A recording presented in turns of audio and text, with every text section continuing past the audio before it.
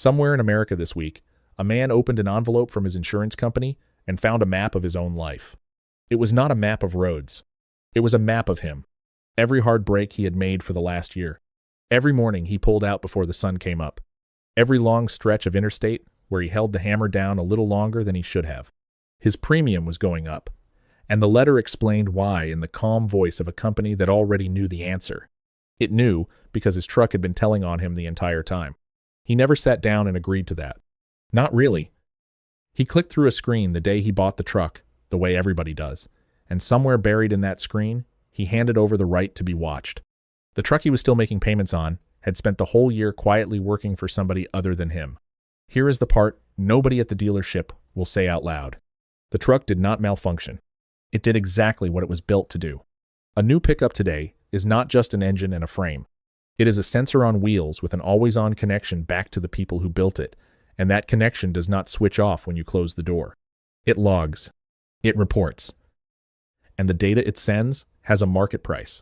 By the end of this, you will understand exactly how your own vehicle became the cheapest informant the insurance industry ever recruited, who has already been caught selling that information, and why a 40-year-old diesel sitting in a back lot has quietly become the last truck in America that cannot betray you.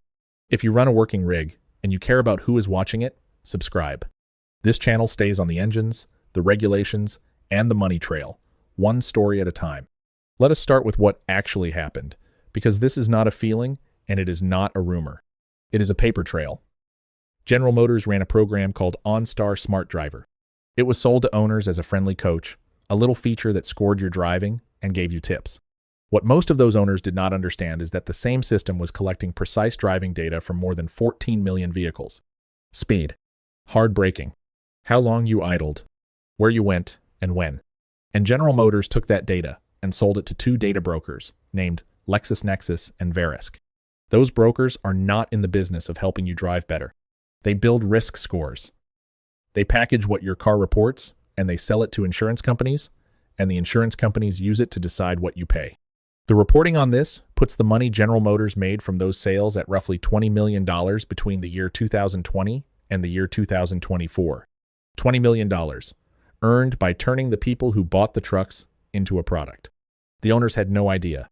They were not told in plain language that a feature labeled as a coach was a pipeline to the insurance market. And when it finally surfaced, the response was not quiet. In January of 2026, the Federal Trade Commission finalized an order against General Motors over exactly this.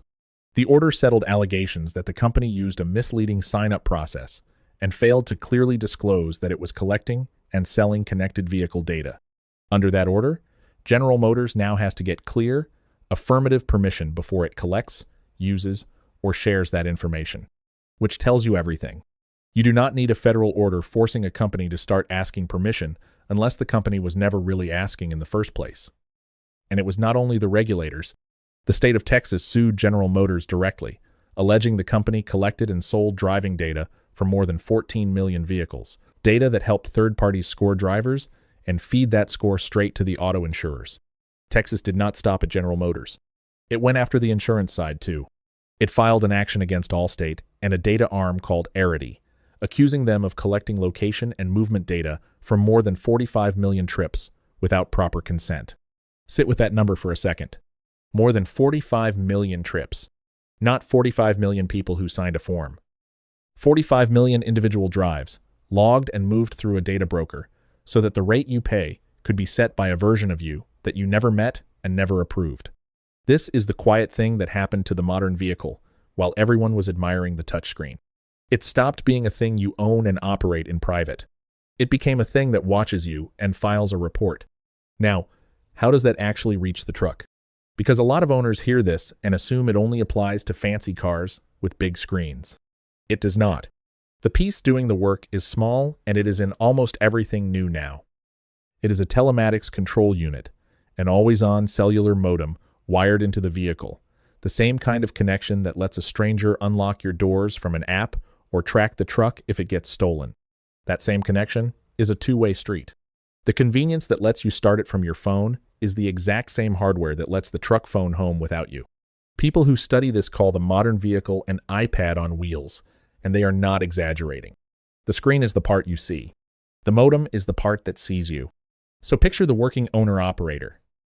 He runs hard, legal hours, but he runs them honestly, which means some long days and some early mornings and some heavy braking when a four-wheeler cuts him off on a grade. Every one of those moments is a data point. Every data point is a line in a file, and that file does not belong to him. It belongs to whoever the manufacturer decided to sell it to. He bought the truck. He is paying for the truck.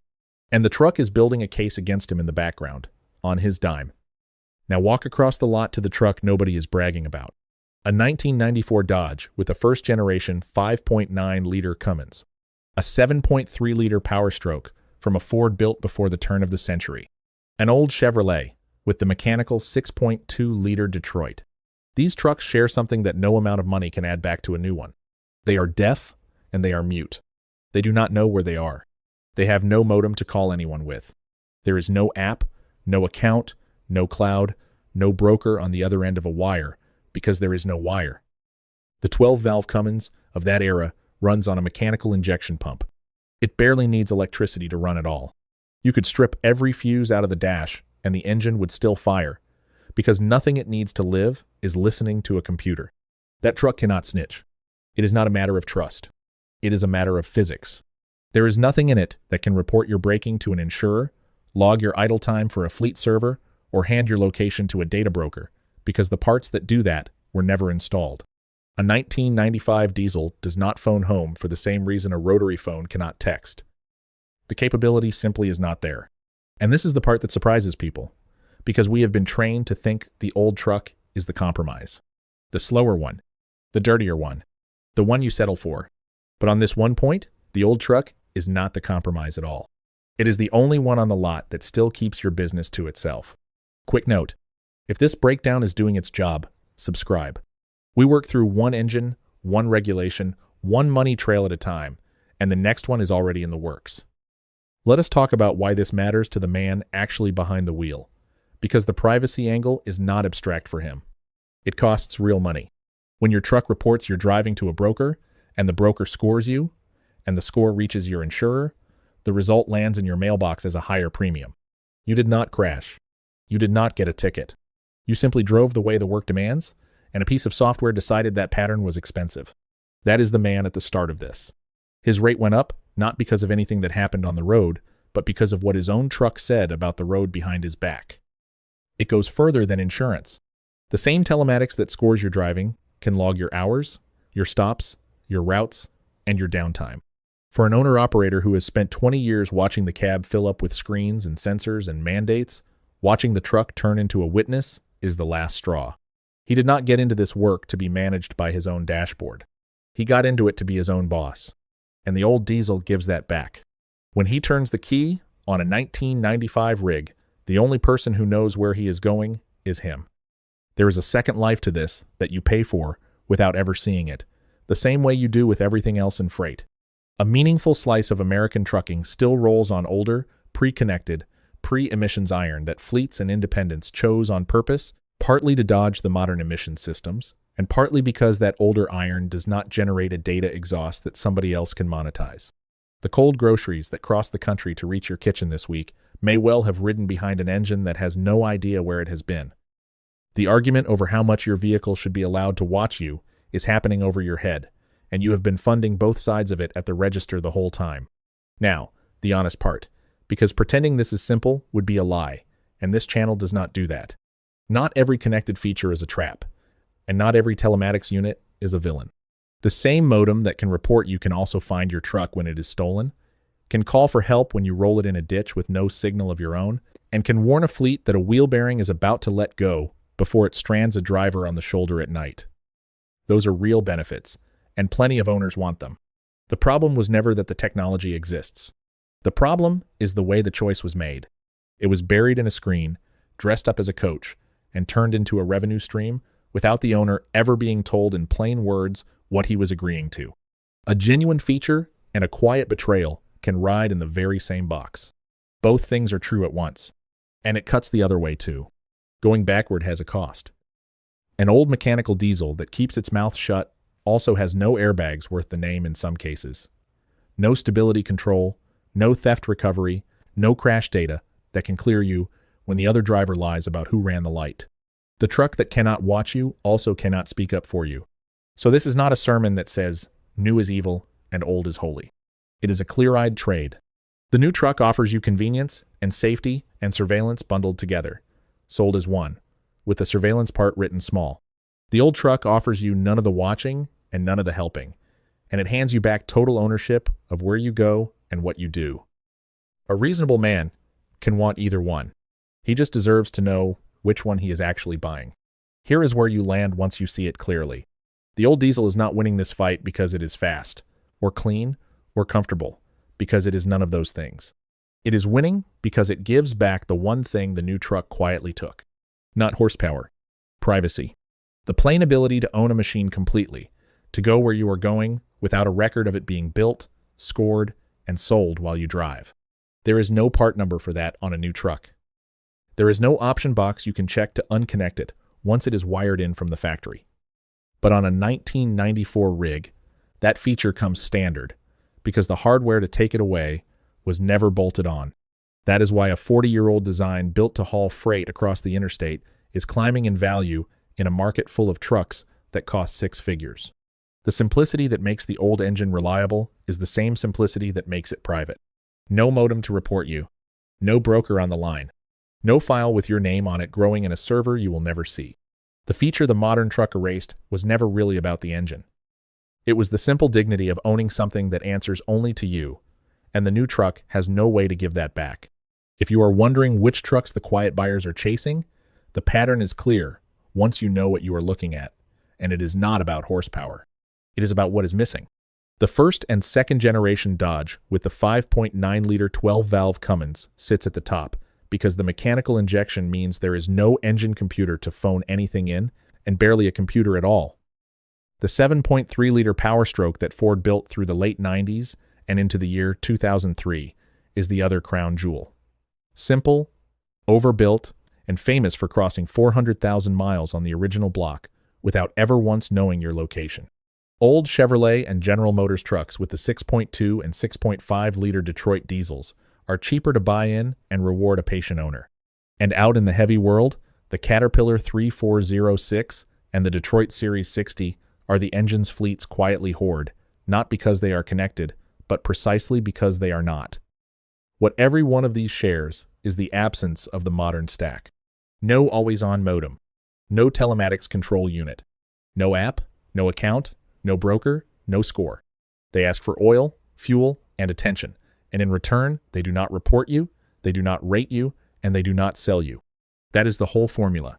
That is the feature that is quietly driving the prices up while the dealers keep calling these trucks obsolete. And the market is waking up faster than the dealers would like. At the big commercial auctions run by houses like Meckham and Ritchie Bros, clean pre-emissions diesels have climbed year after year. Trucks that used to sit for months now sell in a day.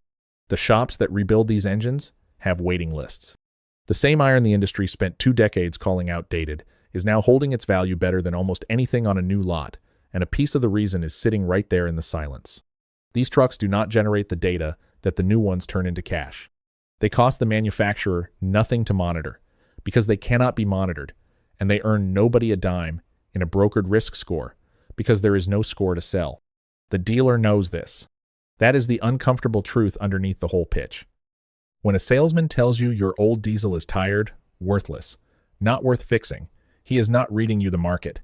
He is reading you the script that moves you off a truck that keeps your life private and onto a financed one that files a report every time you turn the key. The new truck is not only a depreciating asset, it is a depreciating asset that pays its maker a second time, in data, for as long as you own it. Your old truck does neither. It just starts, runs, and forgets the whole trip the moment you shut it off. So when a dealer offers to take your old diesel on trade and put you into something new and connected, understand what the trade actually is.